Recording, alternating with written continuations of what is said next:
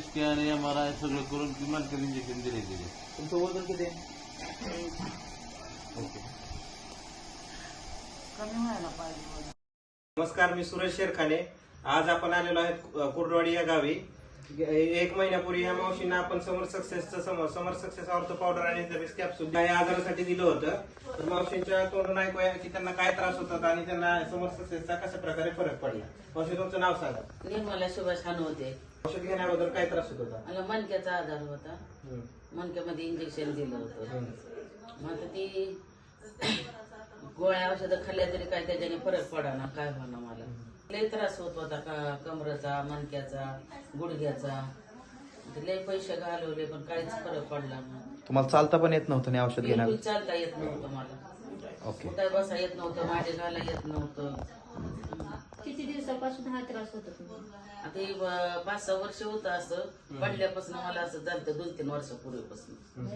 काय काय ट्राय केलं? लय ट्राय केली दवाखान्याची, लय पैसे घालवले तरी काहीच गुण आलाच नाही कुठं. आता अखेरीला इथं मला भावाने सांगितलं आमच्या असं असं आहे, घे औषध.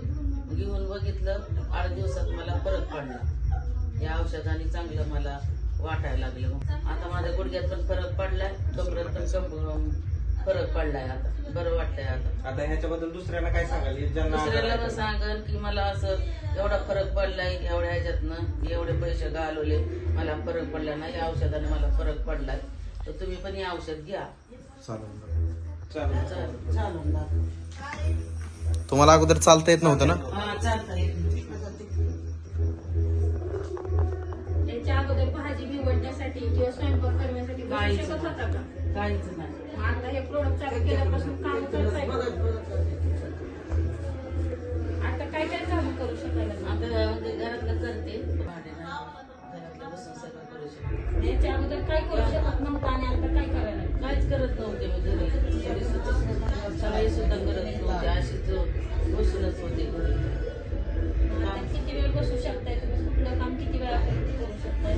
2 तास याच्या अगोदर किती वेळ उठलेले बसायलाच येत नव्हतं आणि बसलं तर उठा येत नव्हतं लवकर.